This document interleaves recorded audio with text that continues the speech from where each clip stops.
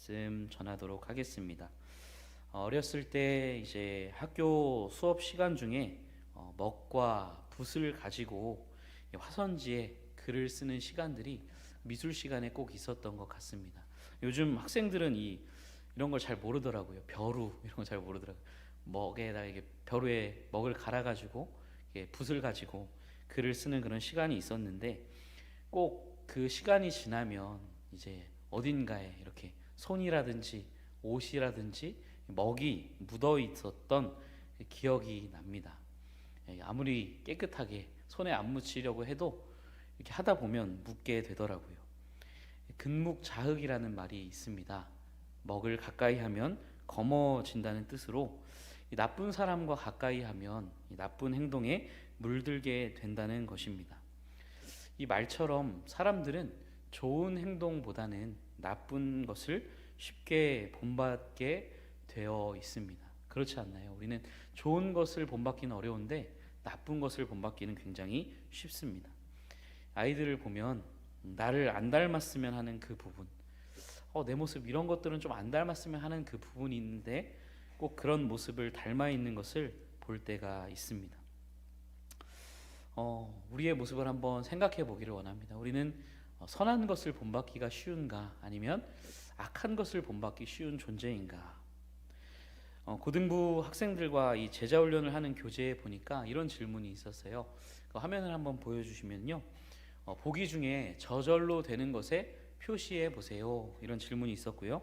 이 항목에는 이런 것들이 있었습니다. 미움, 성실, 원수사랑, 시기, 질투, 욕심, 인내, 분노, 열등감, 게으름, 겸손, 온유, 교만, 절제. 이런 것들이 이제 동그라미에서 표시해봐라 이런 질문이 있었는데요. 모두가 다 한결같이 빨간 글씨로 표시된 것에 동그라미를 쳤습니다. 물론 저도 예외는 아니었고요. 혹시 여기 앉아 계신 성도님들 중에 나는 파란 글씨에 있는 것이 저절로 된다 하는 분이 계신가요? 성실이나 원수 사랑이나 인내나 겸손, 온유, 절제와 같은 것이 저절로 된다. 아마 그런 분들은 없을 겁니다. 반면에 미움이나 시기, 질투, 욕심, 분노와 같은 것들은 우리가 별다른 노력을 하지 않아도 우리 안에서 나오는 것들이고 또 우리가 쉽게 본받곤 하는 모습임을 우리가 알 수가 있습니다. 이는 우리가 얼마나 타락한 존재인지, 아담의 후손으로 우리가 얼마나 죄에 물들어 있는 존재인지를 잘 보여주는 질문이라고 할 수 있겠습니다. 오늘 성경은 우리에게 나쁜 것이 아닌 선한 것을 본받으라라고 명령합니다. 이것은 명령이에요. 선한 것을 본받을래요? 이런 권면이 아니고요, 권유가 아니고 명령입니다. 반드시 본받아야만 하는 명령입니다. 그리스도인 된 우리는 악한 것을 본받지 않기 위해 우리의 본성을 거슬러 악한 것에 쉽게 물드는 우리의 본성을 거슬러 선한 것을 본받기 위하여 애쓰고 분투해야 합니다. 오늘 이 요한 3서에 등장하는 주요 인물은 가이오와 요한과 그리고 디오드레베인데요. 특히 오늘 말씀에서 가이오와 이 디오드레베라는 어쩌면 생소한 이 두 인물을 통하여 우리가 어떤 모습을 본받아 살아가야 할지 생각해 보고자 합니다.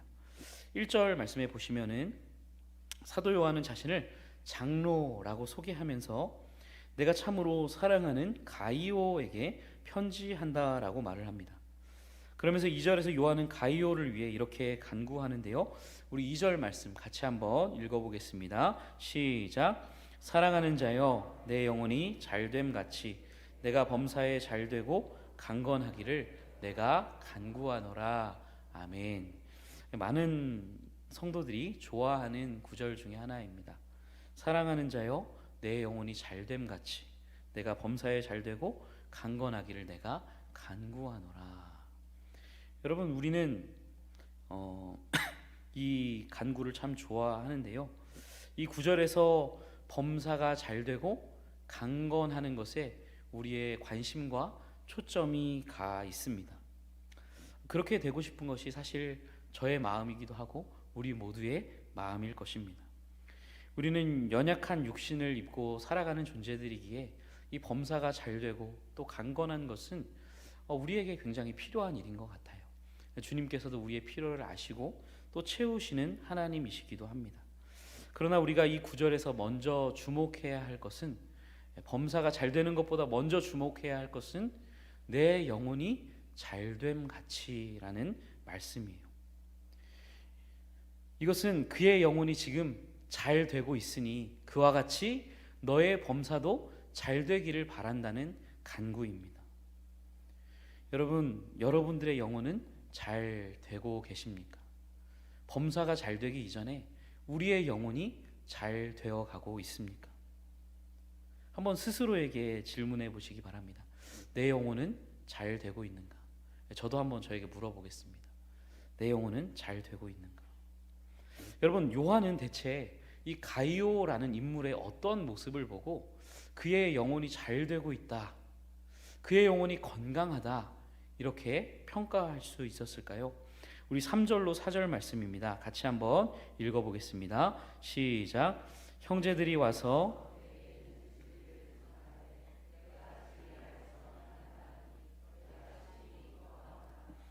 내가 내 자녀들이 행한다 함을 듣는 것보다 더 기쁜 일이 없도다. 아멘. 3절에 보시면 형제들이 와서, 요한에게 어떤 형제들이 왔다는 거예요. 이 형제들은 누구냐면 그 당시에 순회 전도자들을 말합니다. 순회 전도자. 말하자면 여기저기를 돌아다니면서 이방인 지역 가운데 복음을 전하며 다녔던 사람들을 말해요.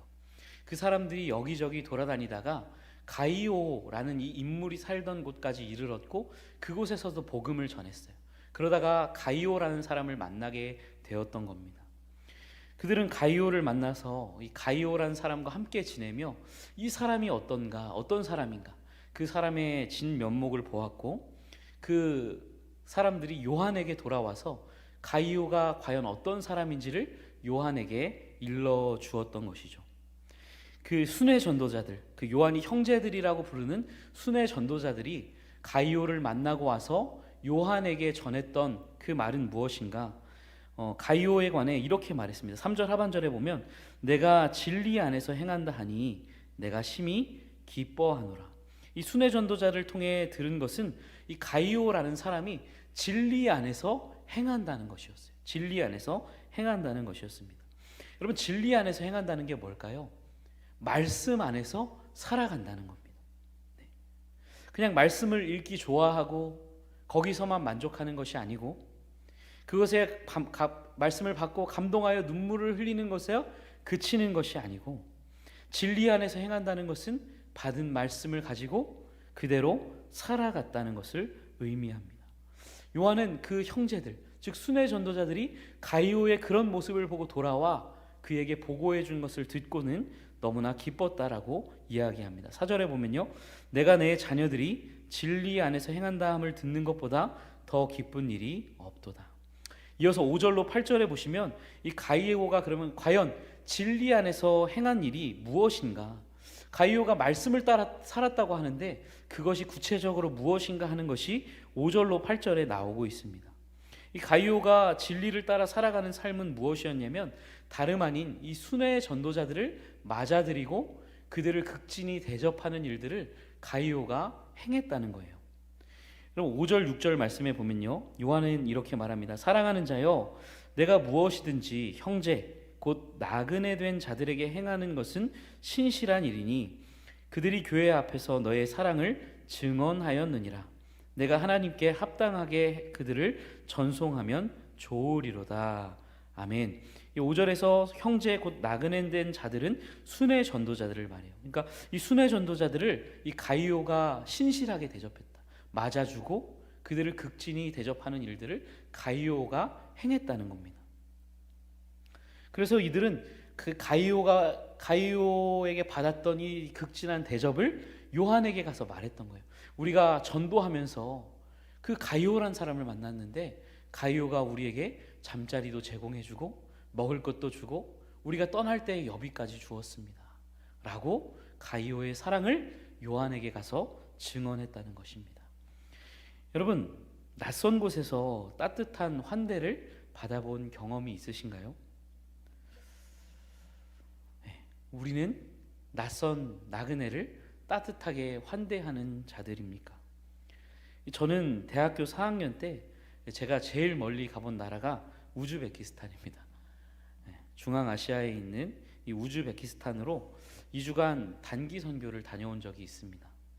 그때 이제 그곳에서 만났던 선교사님이 저희들에게 미션을 주셨어요. 뭐냐면 그 지역을 막 여기저기 나눠주시더니 3명씩 이제 짝을 지어주시고, 그리고 그 멀리 떨어진 그 나누어진 지역에 각자 그 팀별로 가서 거기서 현지인들을 만나고 그들을 위해 기도해주고 또 현지인들의 집에서 하루 묵고 이렇게 오라고 그런 미션을 주셨습니다. 지금 생각하면 굉장히 위험한 일이었던 것 같아요. 말도 안 통하는데 거기 가서 이제 저희 보고 1박을 하고 오라고 이렇게 이야기를 했습니다.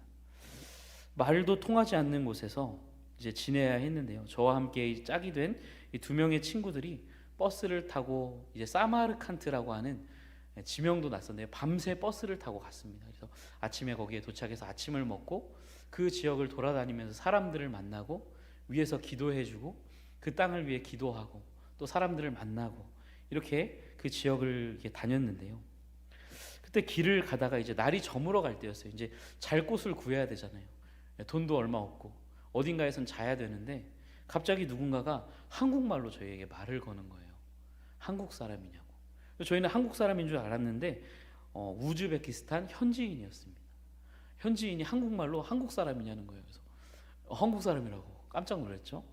알고 보니까 한국에 노동자로 와서 수년간 일했던 분인데 한국에 대한 좋은 기억을 가지고 계셔서 우리가 한국 사람으로 보였나 봐요.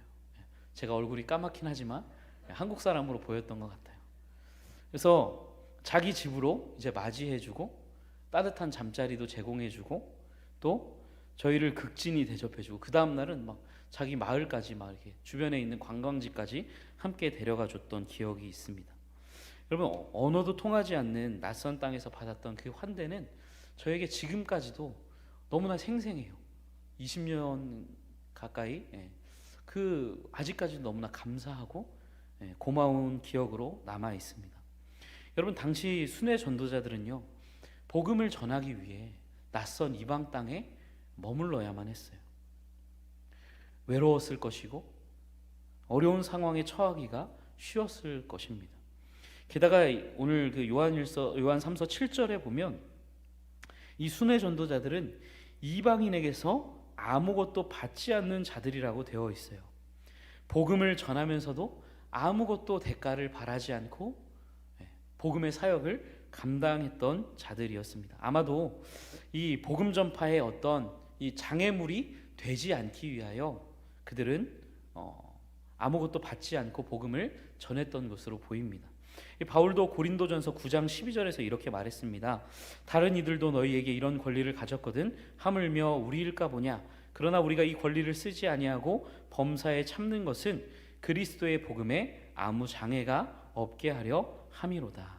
이 당시에 이 순회 전도자들뿐만 아니라 여기저기를 다니면서 자기의 철학을 가르치거나 종교를 가르치는 사람들이 있었는데 이들은 그 대가로 돈을 받았어요. 돈을 받고 생계를 보장받고 그들을 가르쳤습니다. 근데 이 순회 전도자들은 그렇게 하고 싶지가 않았던 것 같아요. 우리가 돈을 받기 위해 복음을 전한다는 이야기를 듣고 싶지 않았던 것 같아요. 아무것도 받지 않고 낯선 땅에서 외로움과 싸우며 위험과 싸우며 복음을 전했던 하나님의 신실한 일꾼들이었습니다. 이들에게 필요한 것이 무엇이었을까요? 교회의 지원이 필요했던 거예요. 이들이 낯선 땅에 가서 복음을 전할 때 그 지역 교회가 이들을 섬겨주고 맞아주는 것이 이들에게는 반드시 필요했던 겁니다. 그들에게 머물 숙소와 양식이 필요했고 그들이 전도를 마치고 또 다른 지역으로 떠날 때에는 그들에게 여비와 또 길에서 먹을 양식이 필요했을 것입니다. 여러분, 그런 것들을 지원해 주는 일이 필요했는데요. 8절에 보면 이렇게 말합니다. 그러므로 우리가 이 같은 자들을 영접하는 것이 마땅하니 이는 우리로 진리를 위하여 함께 일하는 자가 되게 하려 함이라. 여러분, 이런 일을 했던 사람이 바로 누구였다? 가이오였다는 거예요. 가이오. 이 순회 전도자를 맞아 그들을 극진히 대접해 주고 복음의 사역을 끝까지 감당할 수 있도록 그들을 돕는 일을 가이오가 신실하게 감당했다라는 겁니다. 여러분, 우리는 진리 안에서 행하고 있습니까?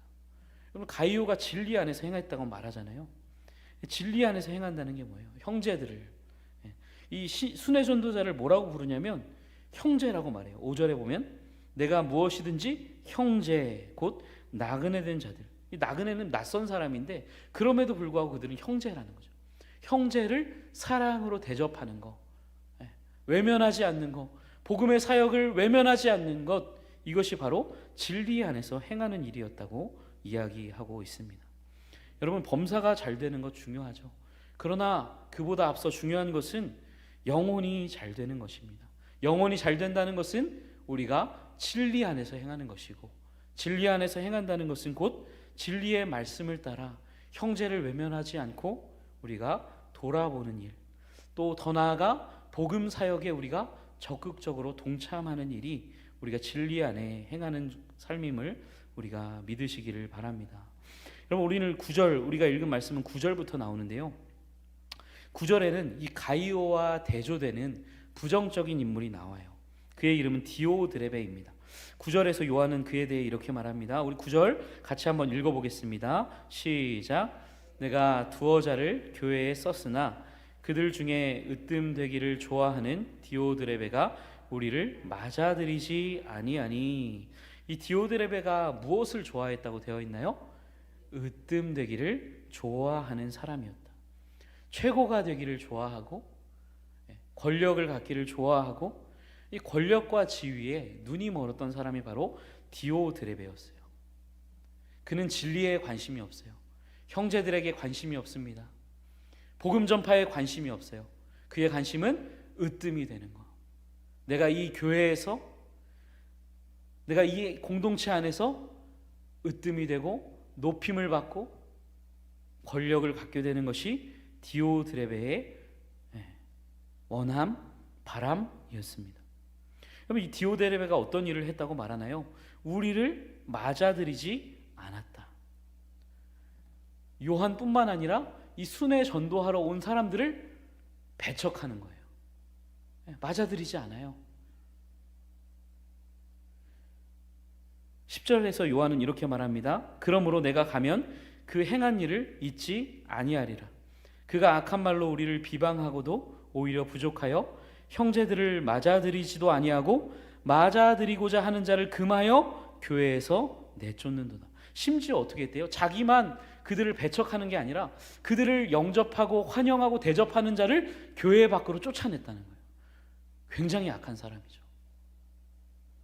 여러분, 순회자들을 영접하지 않는 것도 모자라 그들을 맞아들이는 가이오와 같은 사람을 교회 밖으로 쫓아냈다는 겁니다. 여러분, 이런 권한이 있는 것을 볼 때 그는 교회의 지도자급 인물이었던 것으로 우리가 추정해 볼 수 있습니다. 여러분, 디오드레베는 가이오와 정반대의 삶을 살았어요. 형제의 필요를 채우거나 복음 전파를 위한 일에 동참하지 않았고, 그는 무엇을 위해 움직였나요? 자기의 욕망을 위해, 자기가 으뜸되기 위해 움직였어요. 그의 삶을 움직이는 동의는 자기가 으뜸되기 원하는 그 마음, 그 교만함이 삶을 움직여가고 이끌어가는 동인이었다는 겁니다. 여러분, 그는 진리에 사로잡힌 사람이 아닌 욕망에 사로잡힌 사람이었습니다. 여러분, 우리는 어떤가요?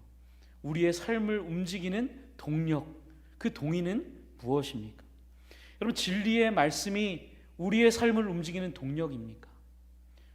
진리를 행하고 그 진리를 따라 살아가는 것이, 그 진리의 말씀이 우리의 삶을 움직이는 동력입니까? 아니면 으뜸되기 원하는 마음, 내가 드러나고 내가 높임을 받고 내가 자랑되는 것이 내 삶을 이끌어가는 에너지원입니까? 여러분, 무엇을 따라 여러분들의 삶이 움직여지고 있나요? 여러분, 가이오의 삶을 움직이는 동의는 말씀이었어요. 말씀. 그러나 디오드레베의 삶을 움직이는 동력은 으뜸되기 원하는 마음이었습니다. 여러분, 오늘 요한은 가이오와 디오드레베에 대해 언급한 뒤에 11절에서 이렇게 말합니다. 우리 11절 같이 한번 읽어보겠습니다. 시작. 사랑하는 자여, 악한 것을 본받지 말고 선한 것을 본받으라. 선을 행하는 자는 하나님께 속하고 악을 행하는 자는 하나님을 배웁지. 아멘. 요한은 가이오와 성도들에게 악한 것을 본받지 말고 선한 것을 본받으라고 이야기해요. 여러분, 악한 것은 뭘까요? 조금 전에 말한 디오드레베의 그 삶을 말해요.